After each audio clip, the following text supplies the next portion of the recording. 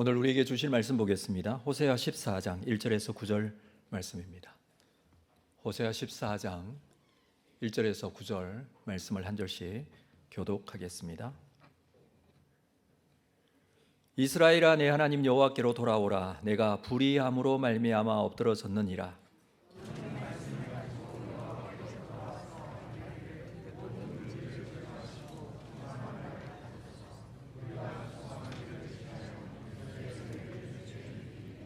우리가 아수르의 구원을 의지하지 아니하며 말을 타지 아니하며 다시는 우리의 손으로 만든 것을 향하여 너희는 우리의 신이라 하지 아니하오리니 이는 고아가 주로 말미암아 긍휼을 얻음이니이다 할지니라.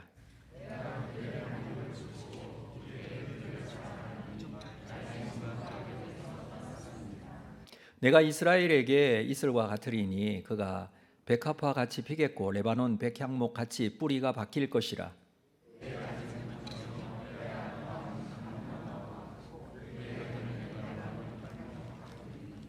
그 그늘 아래에 거주하는 자가 돌아올지라. 그들은 곡식같이 풍성할 것이며 포도나무같이 꽃이 필 것이며 그 향기는 레바논의 포도주같이 되리라.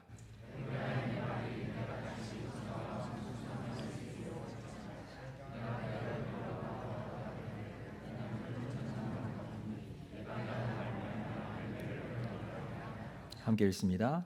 누가 지혜가 있어 이런 일을 깨달으며 누가 총명이 있어 이런 일을 알겠느냐. 여호와의 도는 정직하니 의인은 그 길로 다니거니와 그러나 죄인은 그 길에 걸려 넘어지리라. 아멘. 이런 제목으로 말씀 나누겠습니다. 드디어 호세아 14장 마지막 장입니다.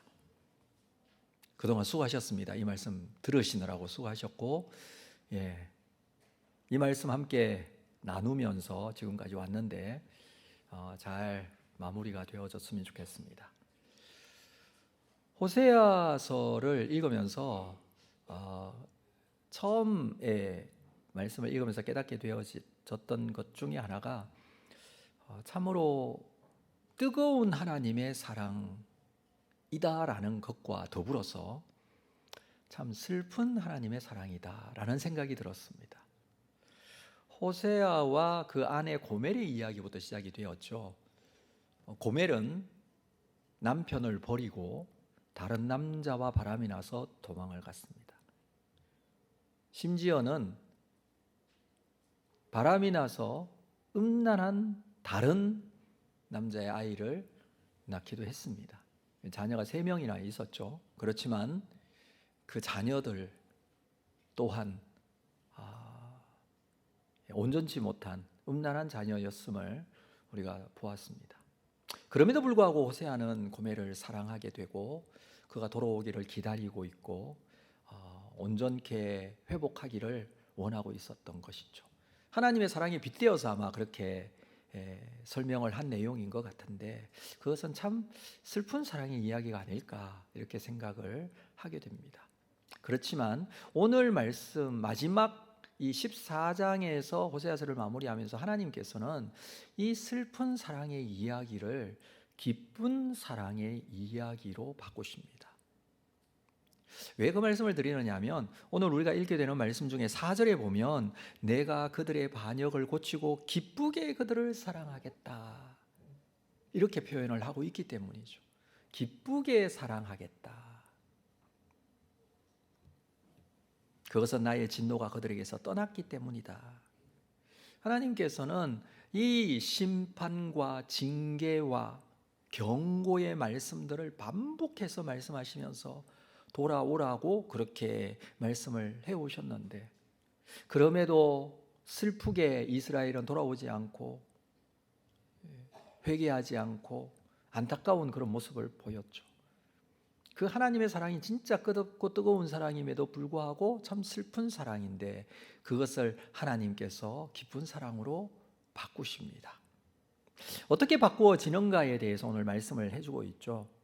크게 두 부분으로 말씀을 나눌 수 있습니다. 한 부분은 앞부분의 1절에서 3절까지의 내용은 하나님께로 돌아와야 하는데 돌아오는 방법에 대해서 얘기를 합니다. 두 번째는 돌아온 자에게 주시는 아름다운 약속, 하나님의 약속이죠. 그 약속을 약속해 주고 있습니다. 그렇게 되어질 것에 대한, 분명히 이루어질 것에 대한 약속이죠. 먼저 하나님께로 돌아와야 하는데 돌아오는 방법에 대한 부분을 보도록 하겠습니다. 자, 1절 말씀 볼까요? 1절, 이스라엘아 내 하나님 여호와께로 돌아오라. 네가 불의함으로 말미암아 엎드러졌느니라. 또다시 하나님께서는 돌아오라고 말씀하십니다. 그런데 이 14장에 나오는 1절에 나오는 이 돌아오라라는 이 돌아옴은 우리가 이 14장이 기록될 당시의 상황을 좀 이해해야 합니다. 14장은요, 네가 불의함으로 말미암아 엎드러졌느니라 1절에 그렇게 기록하고 있는데, 이 불의함이라는 것은 그동안 이스라엘 백성들이 하나님을 떠나고 우상 숭배하고 그걸 불의함이라고 합니다. 근데 그것 때문에 엎드러졌다. 이 엎드러졌다라는 것은 아시리아에게 멸망당했다라는 거예요. 그래서 14장이 기록될 당시는 이 아시리아라는 나라의 공격을 받고 멸망하기 직전이나 아니면 멸망하기 하고 난 직후라고 할 수 있습니다. 자, 그렇다면 이 엎드러졌다라는 이 표현은 무슨 표현이냐면, 너희들이 아수르에게 멸망당하고 사로잡혀 포로로 끌려가서 그 아수르 이방 땅에서 엎드러져 사는 것을 표현하는 모습이라 할 수 있습니다. 여러분, 나라가 망하고 포로가 되어서 끌려가고 모든 것이 다 무너지고 없어진 것 같은 그런 상황이 되었잖아요. 더 이상 소망은 없는 것 같잖아요. 근데 그럼에도 불구하고 하나님께서는 뭐라고 말씀하시냐면, 이때라도 여호와께로 돌아오라라고 합니다. 끝났지만 끝난 게 아니라는 것이죠. 다 포기해야 될 상황에 이르게 되었지만 아직까지 하나님께서는 돌아와야 살 수 있다라는 말씀을 하시는 것이죠. 그래서 이 시기가 중요한데, 이미 멸망이 확정된 이 상황에서도 하나님은 돌아오라고. 근데 그 돌아옴의 방법을 말해주고 있다고 그랬죠. 어떻게 돌아오는지. 자, 2절 말씀을 볼까요? 이렇게 돌아옵니다. 너는 말씀을 가지고 여호와께 돌아오라. 돌아올 때에 말씀을 가지고 돌아오라라고 합니다. 왜 말씀을 가지고 돌아와야 할까요? 여러분, 지금까지 이스라엘 백성들이 불의함으로 우상 숭배에 빠지게 된 이유가 뭐냐 하면, 어떻게 해서 우상을 따라가고 섬기게 되었느냐? 그 이유는 가나안 땅에 살면서 가나안 사람들의 말을 들었기 때문에, 가나안 사람들은 바알과 아세라 신 우상을 섬기는 자들이었어요.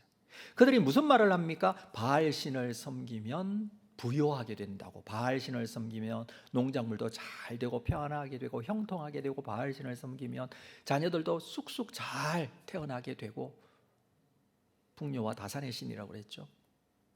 그 사람들의 이야기를 들은 거예요. 그 이야기를 듣다가 보니까, 바알 신을 섬기면 성공할 수 있구나, 바알 신을 섬기면 부요하게 되구나, 평안하게 되구나, 이렇게 생각하고 그들의 말을 듣고 따라간 것이었습니다. 하나님의 말씀을 들어야 할 하나님의 백성이 하나님의 말씀을 듣지 않고 사람들의 이야기를 들은 거예요. 그래서 이제 돌아올 때는 어떻게 돌아오라고요?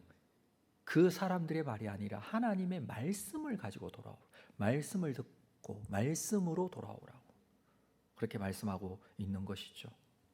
그래서 우리는 하나님께서 말씀하시는 말씀의 내용이 무엇인지 왜 집중하고 듣고 또 말씀을 봐야 하고 말씀을 기준으로 삼아야 하는지를 깊이 좀 생각을 해야 돼요. 여러분, 우리도 살아가면서 세상 속에서 많은 세상에서의 말을 듣습니다.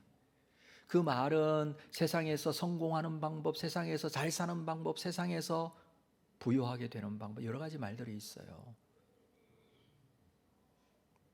중요한 것은 하나님의 말씀을 듣지 않고 그 말씀들만 듣는다면 그 말에 따라 우상을 따라가는 삶을 살게 될 것이죠. 그러나 하나님께로 돌아오는 것은 하나님의 말씀이 우선이 되어야 한다는 것을 말합니다. 그래서 말씀을 가지고 돌아오라. 두 번째, 2절 이어서 말씀을 볼까요? 너는 말씀을 가지고 여호와께 돌아와서 아뢰의 길을, 모든 불의를 제거하고 선한 바를 받으소서. 아뢰의 길을 하나님께 돌아와서 하나님께 아뢰라는 거예요. 그리고 모든 불의를 제거하고 선한 바를 받아소서. 이건 뭐냐 하면 용서의 기도를 구하라라는 거예요. 하나님께 기도하라는 거예요. 하나님께 돌아오는 것은 기도하는 거예요. 하나님께 돌아와서 무슨 기도예요? 나의 모든 불의를 제거하시고 선한 바를 받으소서. 돌이킴의 기도이죠. 돌이킴의 기도.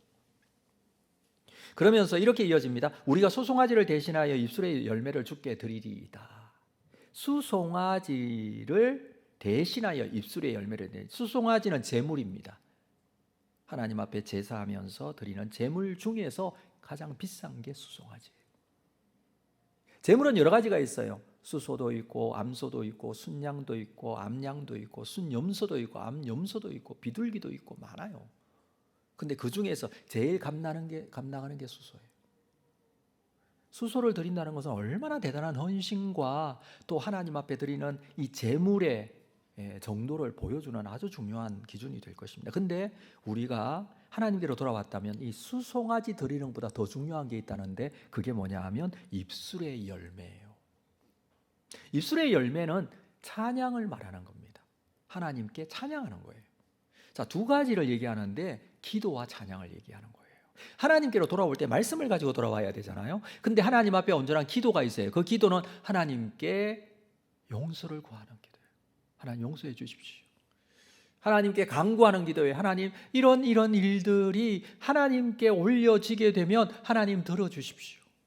근데 찬양은 무엇입니까? 찬양은요, 기도에 대한 표현이에요. 누구에게? 하나님께. 그래서 찬양은 단순하게 구하는 게 아니라 찬양은 기도한 내용이 응답받고 그것을 이루어 가시는 하나님의 역사에 대한 신앙의 고백이 찬양이에요. 찬양은 높임을 받으소서. 찬양은 하나님께서 영광스럽게 행하셨습니다. 우리의 기도의 제목의 응답이 찬양으로 나타난다는 거예요. 입술의 열매는 찬양이에요. 하나님께로 돌아온다면 온전한 기도와 온전한 찬양이 이루어집니다. 바라기는 여러분의 기도가 하나님께 찬양이 될 수 있기를 바랍니다. 기도로 했던 내용들이 하나님의 역사로 이루어지는 놀라운 은혜가 있을 때 온전한 찬양이 이루어지지 않습니까? 하나님께로 돌아오게 되면 이 놀라운 일들이 있게 됩니다.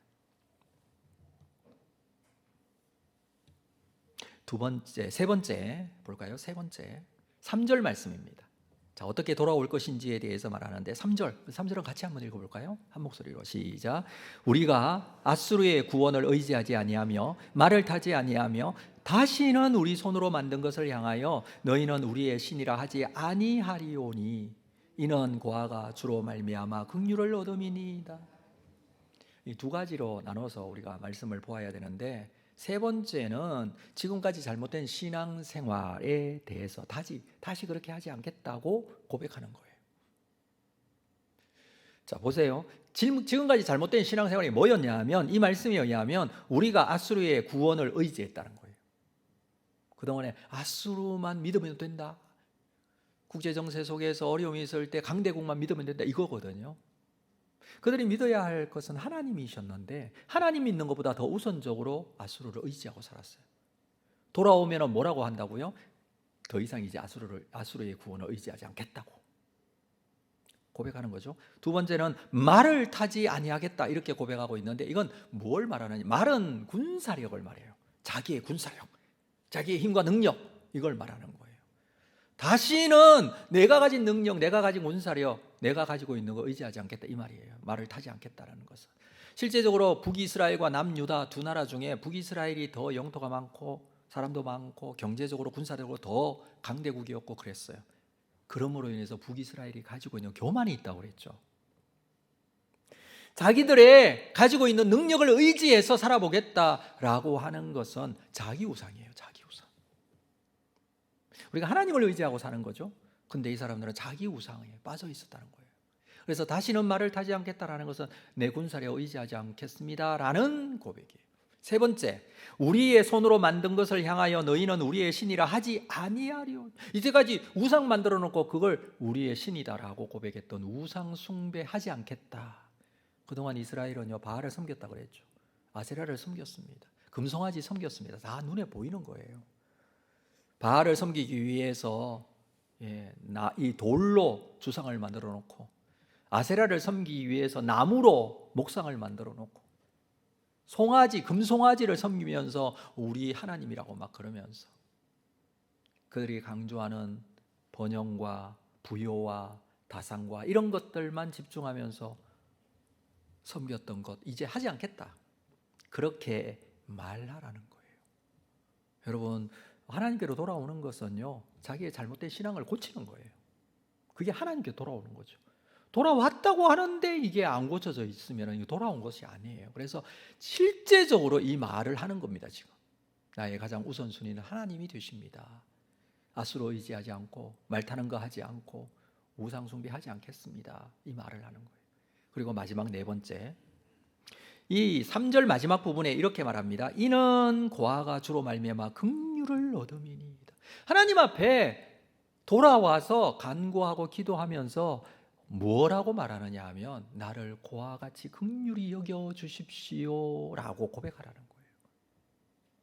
무슨 말이냐면, 하나님께 나올 때에 사실 이스라엘 백성들은요, 하나님 앞에 나서서 용서를 빌 자격조차 없는 자들이에요. 지금까지 그렇게 돌아오라고 해도 그렇게 돌아오지 않았던 자들이에요. 정말 고멜과 같은 자들이에요. 고멜은요, 정말 음란한 여인이고 남편을, 자녀를 버리고 그렇게 갔으면서 끝까지 사랑하는 그 사랑을 받아주지 않고 여러분 배신하고 음행한 그런 아내였지 않습니까? 용서를 빌 자격조차 없는 자예요. 여기서는 그것을 뭐라고 표현하고 있냐면 고아 같다라고 표현합니다. 우리가 그런 모습이었다라는 것을 알고 깨닫고 하나님께 와서, 하나님 우리를 긍휼히 여겨 주십시오, 하나님의 긍휼을 구하라는 거예요. 여러분, 긍휼이라는 게 뭔가요? 하나님께서 긍휼히 여겨 주심, 우리로 긍휼히 여겨 주시냐, 긍휼히 여겨 주시면 어떤 긍휼히 여겨 주심이냐 하면, 긍휼히 여김을 받을 자격조차 없는 사람을 긍휼히 여기는 게 진정한 긍휼이에요. 우리는 사람을 긍휼히 여길 때 긍휼히 여김을 받을 자격이 없으면 긍휼히 여기지 않아요. 그렇지 않나요? 근데 하나님은요, 정말 우리를 사랑하시는 그 사랑의 방법이 고와 같이 버려진 바 된, 긍휼히 여김을 받을 자격조차 없는 자도 긍휼히 여겨주시는 분이세요. 그래서 긍휼히 여기시는 하나님 앞에 긍휼을 구하라라는 겁니다.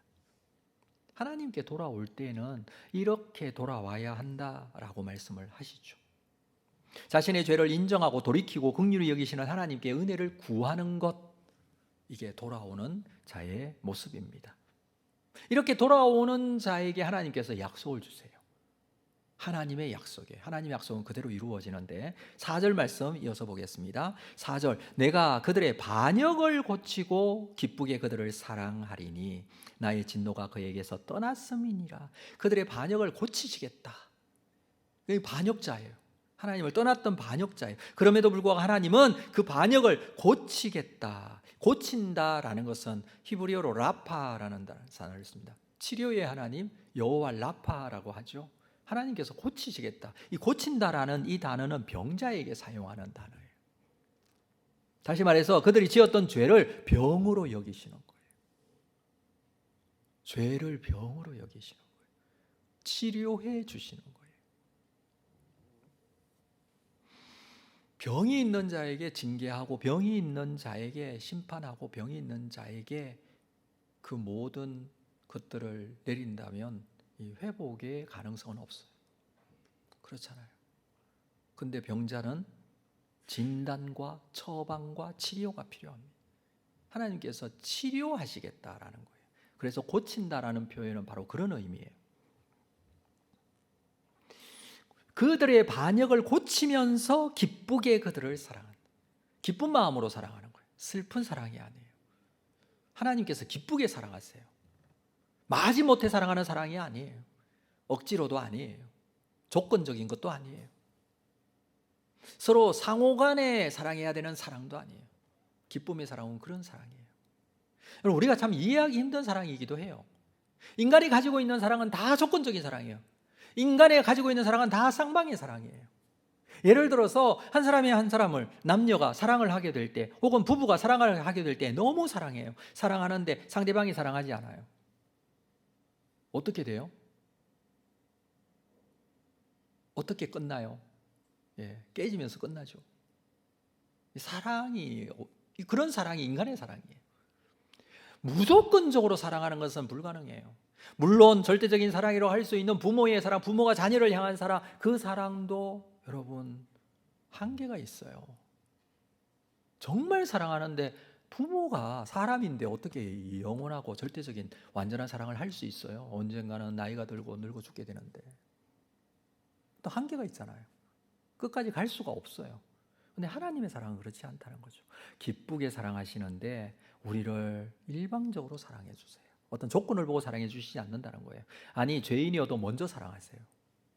뿐만 아니라 하나님께서는 무조건적으로 영원토록 사랑해 주세요. 그래서 하나님께서 그 사랑을 표현하기를 내가 그들을 기쁘게 사랑하리니 라는 표현을 쓰고 있는 것입니다. 그렇게 사랑하시는 모습을 가지고 백성들을 회복시키는데 어떻게 회복시키느냐 하면, 자 보십시오. 5절, 내가 이스라엘에게 이슬과 같으리니, 나는 이슬과 같고, 이렇게 말씀합니다. 이슬과 같고. 백성들은 어떻습니까? 그가 백합화 같이 피겠고 레바논 백향목 같이 뿌리가 밝힐 것이다. 하나님은 이슬이 되시고 이스라엘 백성들은 백합화, 레바논의 백향목 같이 되어서 잘 자라게 될 것이다. 그 말씀이거든요. 근데 왜 하필이면 이슬일까를 좀 생각해 봤습니다. 하나님이 하나님의 백성들에게 이슬과 같이. 이슬은요, 비처럼 그렇게 많은 비가 이렇게 물의 양을 내리는 그런 게 아니죠. 이슬은 아주 작은 수분이잖아요. 그렇지만 이슬의 특징이 뭐냐 하면 매일 내려요. 매일매일. 특별히 이스라엘은 4월부터 10월까지는 건기예요. 비가 오지 않아요. 비가 오지 않는데 이슬이 없으면 농작물은 다 말라 죽어요.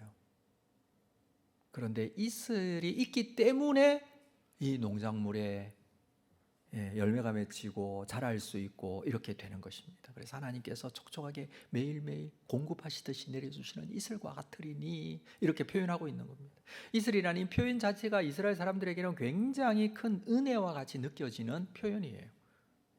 있기 때문에 이슬과 같이 그렇게 되기 때문에 백합화 같이 피고 레바논의 백향목 같이 뿌리가 밝. 백합화는 화려한 백합화의 아름다운 모습을 말하는 거예요. 레바논의 백향목은 뿌리가 깊이 땅속으로 들어갈 수 있는 생명력 강하고 흔들리지 않은 굳건한 모습을 보여주는 것이죠. 하나님께서 이슬이 되셔서 이스라엘을, 하나님의 백성들을 축복해 주시는 모습을 표현합니다.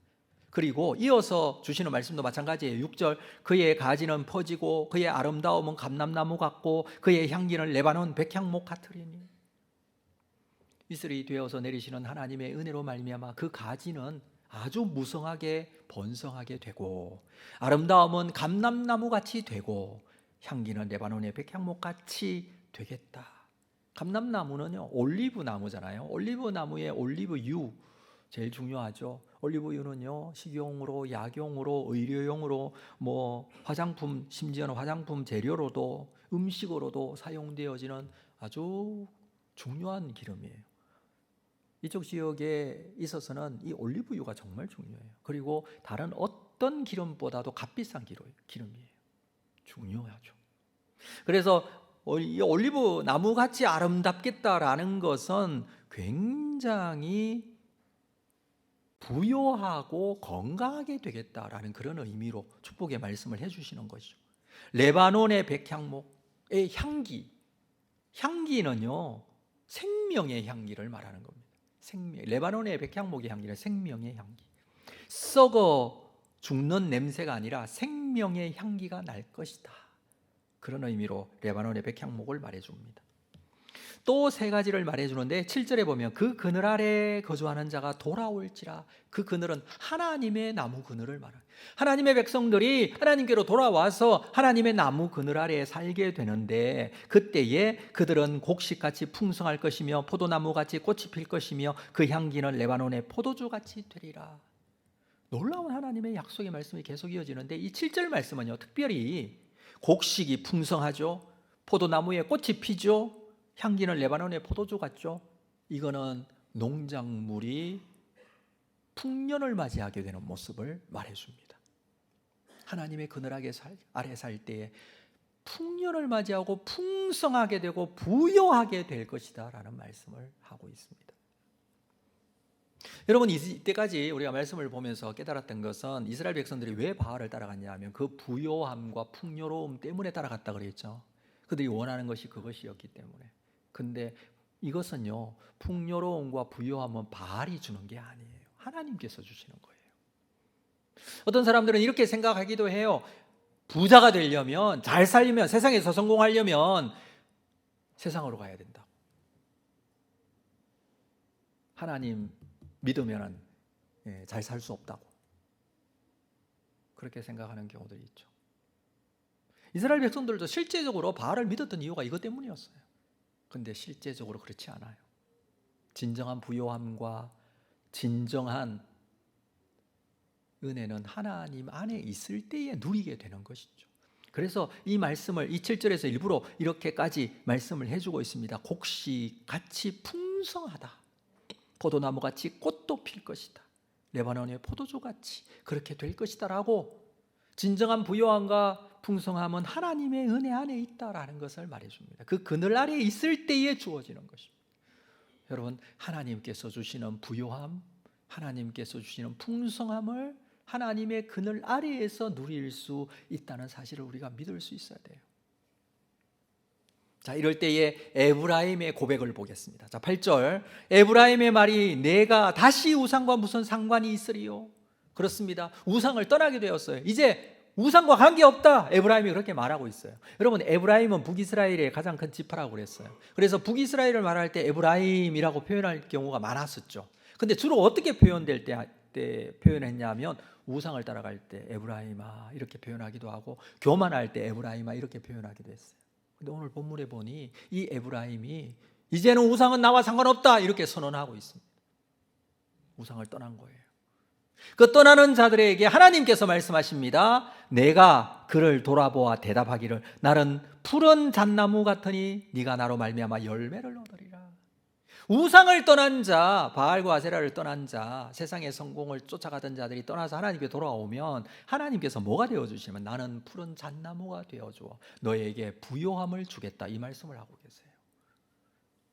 사랑하는 성도 여러분, 진정한 부요함은 하나님 그늘 아래에 있어요.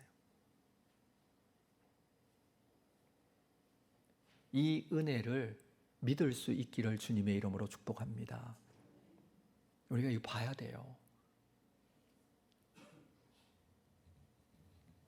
하나님은 무성한 푸른 잣나무, 내가 그 열매를 너희에게 허락하겠다, 풍성하게 허락하겠다, 이 약속을 해주고 있습니다.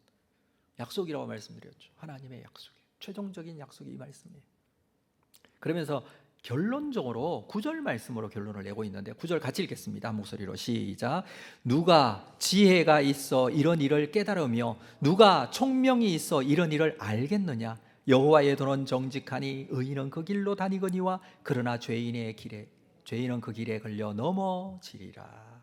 두 가지 질문을 먼저 하고 있어요. 누가 지혜가 있어 이런 일을 깨닫겠느냐?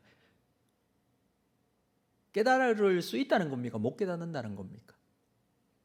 못 깨닫는다는 거죠. 누가 깨달을 수 있으랴 이렇게 묻는 것은 깨달을 사람이 없다는 거잖아요.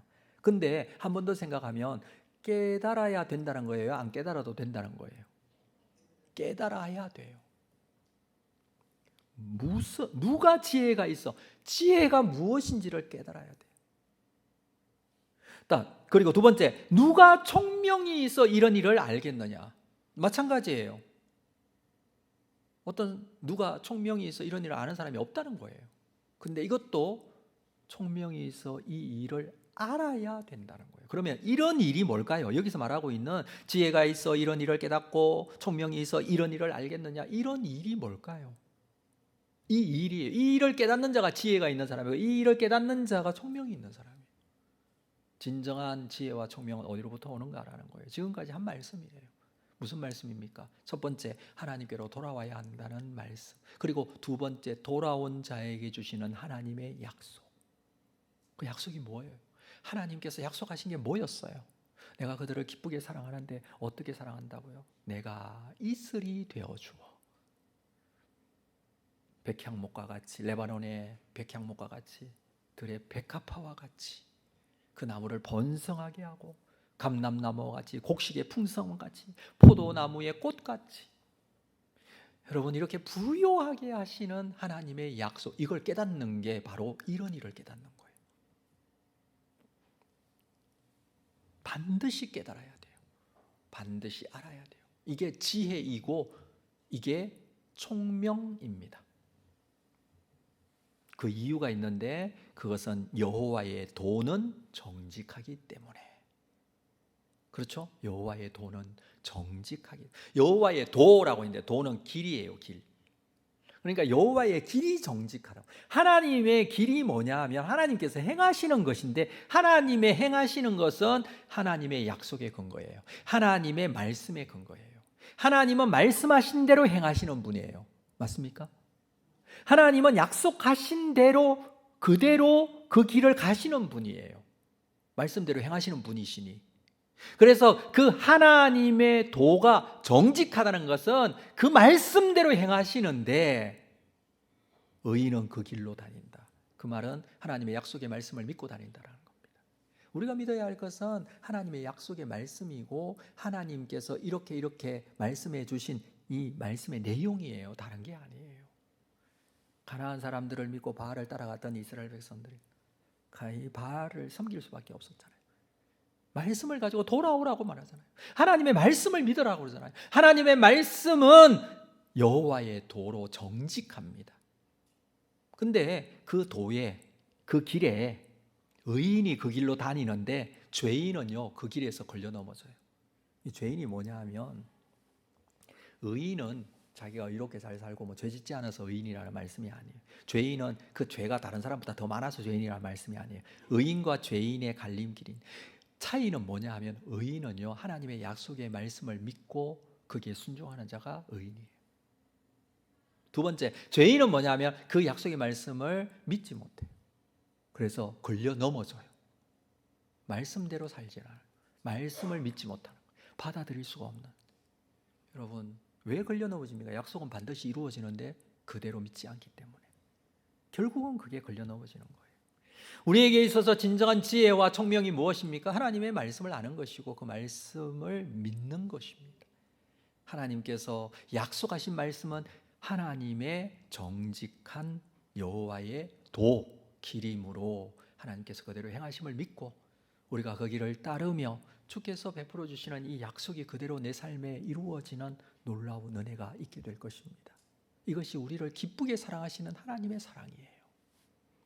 하나님께서 우리를 그렇게 귀하게 여기시고 끝까지 사랑하시는 하나님의 사랑이에요. 지금 이스라엘은 멸망했다고 그랬어요. 지금 이스라엘은 아수르에게 잡혀갔다고 그랬어요. 거기서도 하나님의 사랑은 끝나지 않았어요. 포기하지 않았어요.